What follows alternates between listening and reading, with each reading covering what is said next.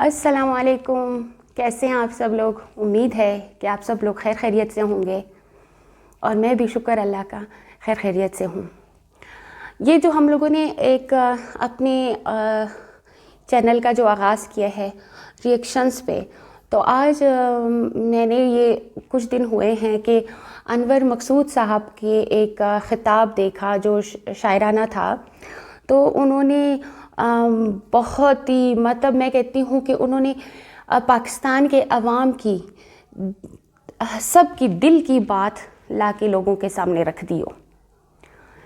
तो ऐसी हिम्मत और ऐसा जज्बा काश कि हमारे हर पाकिस्तानी में होता, तो आज हमारे हालात मुल्क के जो जिस जगह पे हैं शायद ये कभी ना होते।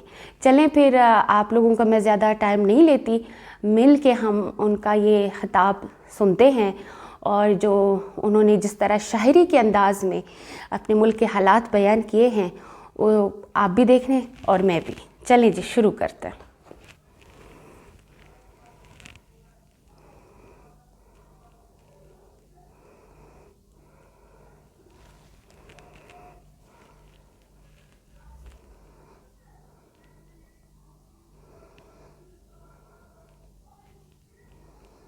है जो उन लोगों को ही मिल जाता है जिन्होंने कुछ नहीं किया है।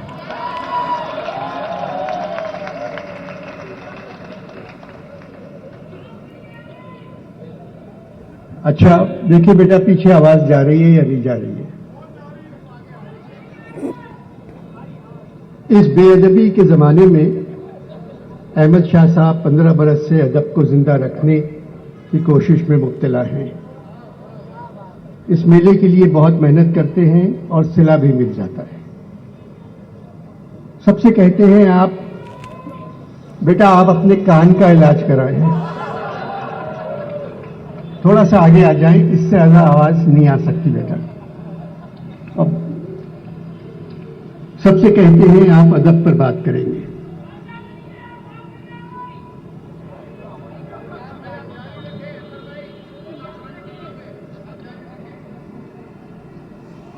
सबसे कहते हैं आप अदब पर बात करेंगे, सिर्फ मुझसे कहते हैं आप पाकिस्तान पर बात करेंगे, जबकि पाकिस्तान का अदब से कोई ताल्लुक नहीं है। 15वीं उर्दू कॉन्फ्रेंस के इश्तहार में लिखा है 4 दिसंबर 6 बजे शाम इख्तितामी अनवर मकसूद। मेरे नाम के साथ इख्तितामी लिख दिया और फिर इख्तितामी के बाद लिखा है रक्स। चलो सब कुछ खत्म हो गया, अब नाचो।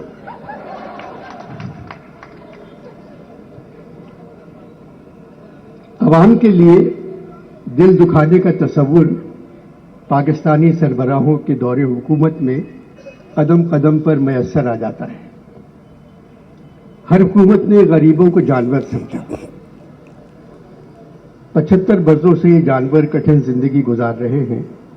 रोटी के लाले, रात की नींद हराम, गर्दो गुबार में छुपे हुए चेहरों को ये लोग सिर्फ इलेक्शन के जमाने में देख लेते हैं। ऐसा लगता है माशरा दिलसोजी के नाम से आगाह नहीं है। परेशान हाल लोगों को ये लोग बैलों, गायों, बधियों, बछड़ों का एक गोल समझते हैं और बड़ी बड़ी स्याह शीशों वाली गाड़ियों में बैठे खुद को खुदा समझते हुए, क्योंकि वो सब कुछ देख रहे हैं, उनको कोई नहीं देख सकता, सायरन बजाते हुए गोल को इधर उधर भगा देते हैं और उनके लिए बिरयानी के पैकेट फेंकते जाते हैं। बच्चे भाग भाग कर पैकेट उठा लेते हैं, बड़े नहीं उठाते। वो कहते हैं बच्चों को तो जिंदा रहना चाहिए। बहुत बड़ी बात। इन मनाजिर का असर भी सियासतदानों पर नहीं होता। गाड़ियां गुजर जाने के बाद लोग खामोशी से वापस चले जाते हैं, जिस तरह जनाजे का खामोश जुलूस दफन करने के बाद घर लौटता है मायूस होकर। 75 बरसों से हम इस तरह के मंजर देख रहे हैं। भाई कितना कमाओगे, कितना लूटोगे, कितना झूठ बोलोगे, कितना अपने ऊपर खर्च करोगे। गरीब तो अब कहते हैं कोई ताकत ही नहीं आपकी ताकत के सिवा, कुछ बचा ही नहीं मेरे लिए जन्नत के सिवा। غریبوں کے لیے کھانے پینے بورچے خانے کو چلانے کے سلسلے میں ہمارے وزیر اعظم 6-7 ملکوں کے سربراہوں کے سامنے ہاتھ پھیلا چکے ہیں۔ غریب کہتے ہیں ہمیں بدنام نہ کریں، اپنے لیے مانگیں۔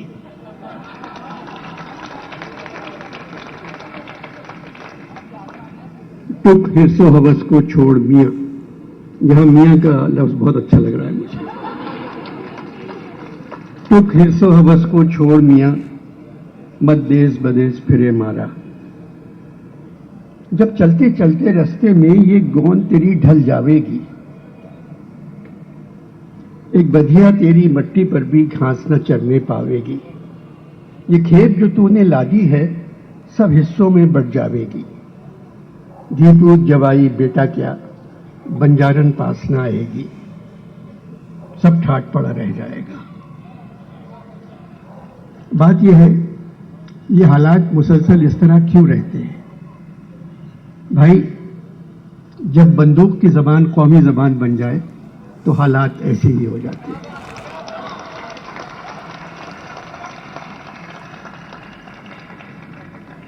آرٹ کونسل کی عمارت 65 برس سے اسی جگہ موجود ہے۔ ایک وقت تھا جب اس عمارت میں ایک کونے میں اکڑوں بیٹھے صادقین تصویریں پینٹ کرتے رہتے تھے۔ سیڑھیوں سے فیض صاحب اتر رہے ہیں، آرٹ کونسل کے پھسل بنڈے سے صوفی صاحب پھسلتے ہوئے آ رہے ہیں کیونکہ وہ سیڑھیاں نہیں چڑھ سکتے تھے۔ علی صاحب، رئیس امروی، بخاری صاحب، سبط حسین، حاجرہ آپس سے باتیں کر رہے ہیں۔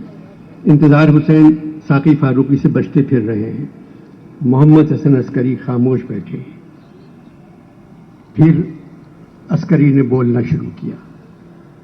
بولنے والا عسکری کا تعلق محمد حسن عسکری سے نہیں تھا۔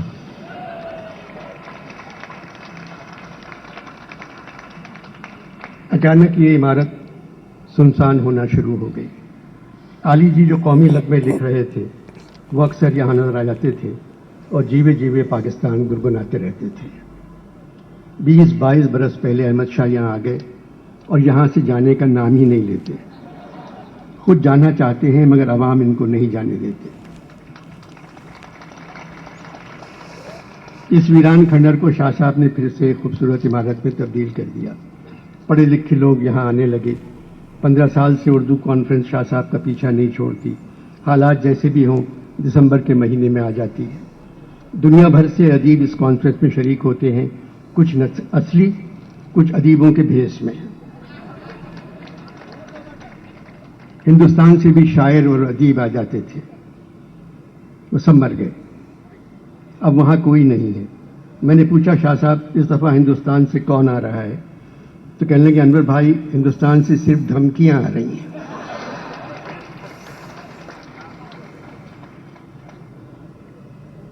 آرٹس کونسل کے الیکشن اردو کانفرنس کے بعد ہوتے ہیں اور شاہ صاحب جیت جاتے ہیں۔ اسٹیج پر آنے سے پہلے شاہ صاحب نے میرے کان میں کہا انور بھائی آپ کے پاس 30 منٹ ہیں۔ میں نے پوچھا آپ سے کس ڈاکٹر نے یہ کہا؟ بولے اللہ آپ کو لمبی عمر دے، میرا مقصد تھا آپ کو 30 منٹ بولنا ہے، پاکستان پر سب کی تعریف کرنا ہے اور خاص طور پر نئے آرمی چیف کی۔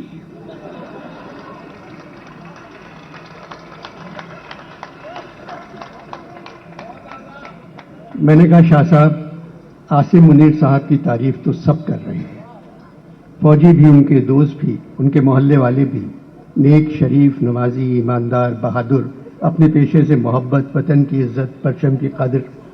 ان کے ایک پڑوسی نے ٹیلی ویژن پہ کہا میرے ساتھ گلی ڈنڈا کھیلتے تھے۔ اب فرق ہو گیا ہے، گلی پڑوسی کے ہاتھ میں ہے، ڈنڈا عاصم منیر کے ہاتھ میں آ گیا۔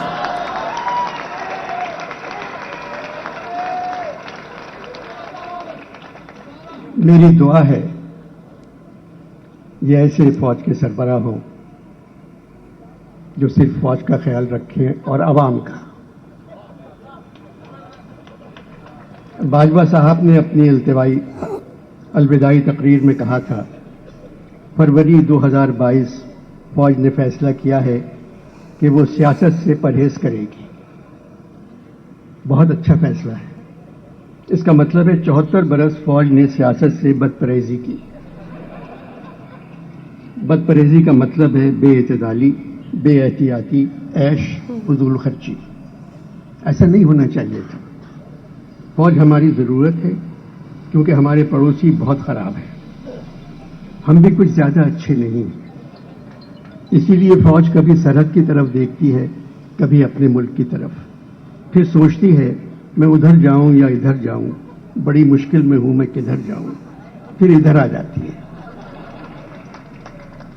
پاکستان کی 60% آبادی غریب ہے اور 40% آبادی فوج ہے.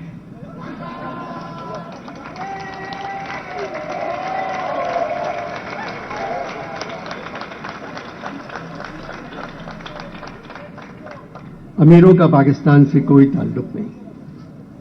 وہ اپنے بچوں کو مسلمان کروانے بھی لندن بھیجتے ہیں اور کہتے ہیں یہاں مسلمان ہونے کی سہولت نہیں. بے روزگاری، بدحالی، مہنگائی، پریشانی، پشیمانی، اداسی ملکوں پر بادلوں کی طرح چھا گئی ہے. کسی کو احساس ہی نہیں ہے کہ وہ اس ملک کے ساتھ کیا کر رہے ہیں.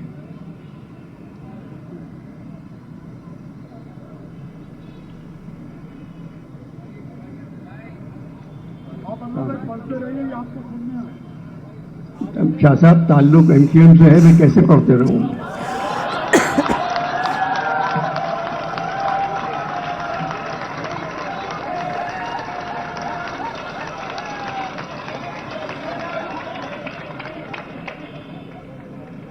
اداسی ملکوں پر بادلوں کی طرح چھا گئی ہے. کسی کو احساس ہی نہیں کہ وہ اس ملک کے ساتھ کیا کر رہے ہیں. قبضہ مل جاتا ہے تو ایوان تالیوں سے گونج جاتے ہیں. اس کے باوجود احمد شاہ کا اصرار ہے میں پاکستان پر بات کروں، پاکستانی کہانی سناؤں. حالات بدل گئے شاہ صاحب. جو دل میں ہے، جو ہے زباں پہ، دل کو نہیں اس سے فائدہ. جو ہے زباں پہ، دل کو نہیں اس سے فائدہ. جو دل میں ہے وہ لا نہیں سکتے زبان پر. آپ کی پریس کانفرنس میں میں نے کہا تھا 83 برس کی عمر میں ہمیشہ میں نے کپڑے خود اپنی مرضی سے اتارے ہیں. کچھ الٹا سیدھا بول کر اپنے کپڑے پنجاب پولیس سے نہیں اتروانا چاہتا. پاکستان 75 کا ہو گیا. میں پاکستان سے 8 برس بڑا ہوں. میری ان گناہگار آنکھوں نے پاکستان کو پروان چڑھتے کم اور پروان اترتے زیادہ دیکھا ہے. غریب غریب ترین ہو گئے، امیر امیر ترین. 14 اگست 1947، نیا ملک، نیا آسمان، خوبصورت سرزمین. 24 سال بعد آدھی زمین بنگالیوں نے واپس لے لی.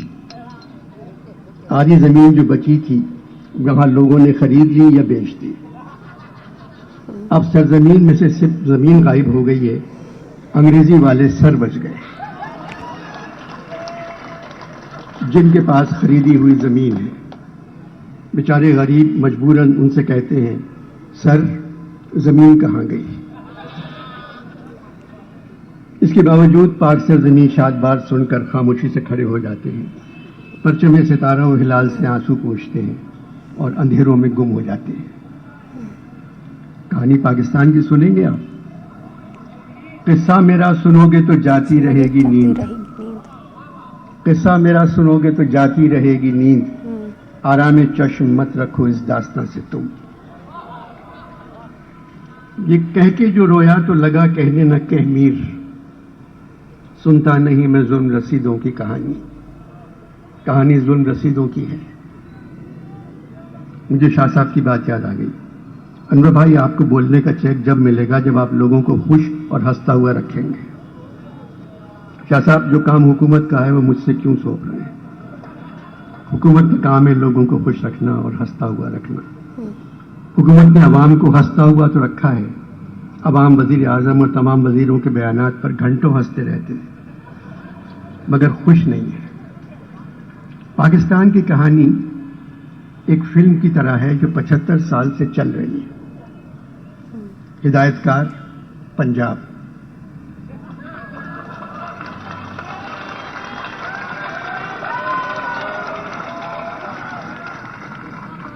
हिदायतकार पंजाब, शूटिंग बलूचिस्तान में हुई है।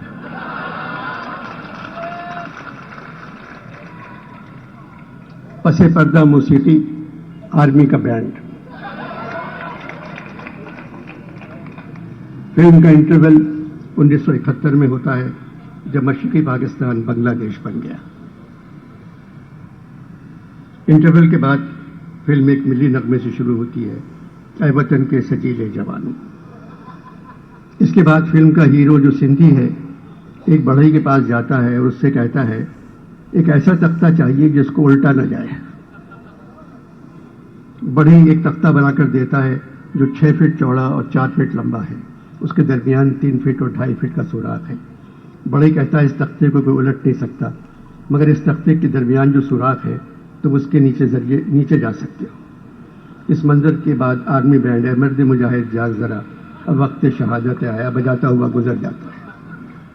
फिल्म के आखिरी मंजर में एक आदमी अमेरिका से पैसे मांग रहा है, चीन से पैसे मांग रहा है, बरतानिया से पैसे मांग रहा है, सऊदीया से पैसे मांग रहा है, यूएई से पैसे मांग रहा है और कह रहा है अगर तुर्की से कर्जा मिल गया तो कसम खुदा की आप सबके पैसे हम वापस कर देंगे।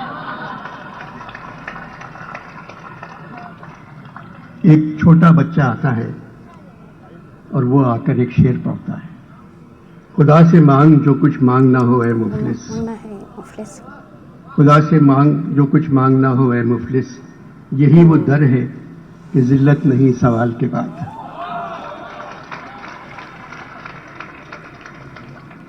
वो आदमी बच्चे से कहता है अल्लाह मियां डॉलर कैसे भेज सकते हैं?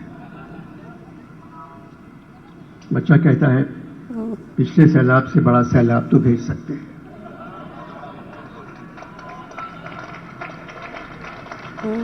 फिर आपके दामन में डॉलरों की बारिश। अब सिर्फ तबाही और बर्बादी ही आपकी आमदनी का जरिया बन सकती है। जितनी तबाही उतनी बेहतरी। बेटे तुम तो कयामत की बात कर रहे हो। मोहतरम कयामत तो आ चुकी है। उसकी निशानियां पता है आपको क्या है? जब बुरे लोग अच्छे लोगों पर हुकूमत करने लगे।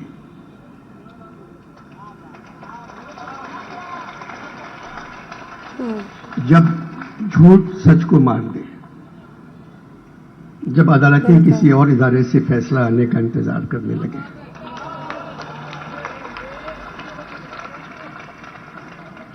जब मौलाना वतन की माओ बेटियों और बहनों के लिए गंदी ज़बान इस्तेमाल करने लगे,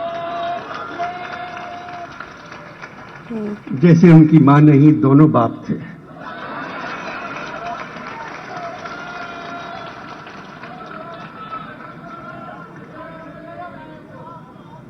तुम्हें कैसे मालूम बुरे लोग अच्छे लोगों पर हुकूमत कर रहे हैं?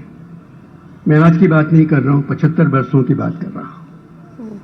सिर्फ बच्चों की तालीम पे ध्यान दें। एक यूनिवर्सिटी के बजाय 100 स्कूल खोल दें। बच्चों के हाथों में किताबें दे दें ताकि मुस्तकबिल में ज्यादा अच्छे लोग अच्छे लोगों पर हुकूमत कर सकें।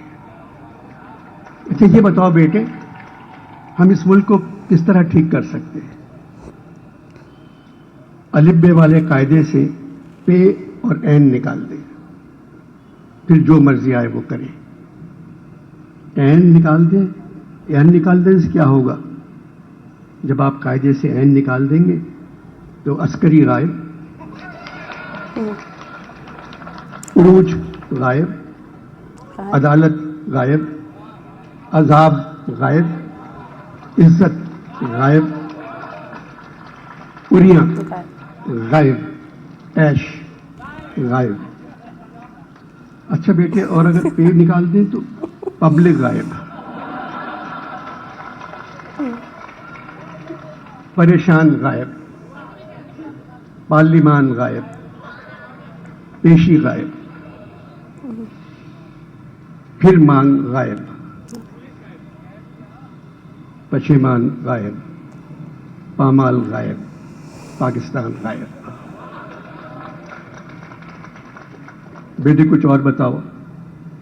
मैं आज के पाकिस्तान की कहानी सुना रहा था। सब सरगुज़िश सुन चुके, अब चुपके हो रहो। آخر ہوئی کہانی میری، تم بھی سو رہو. نام تو بتا دو بیٹے اپنا. میرا نام محمد علی ہے. لڑکا غائب ہو جاتا ہے.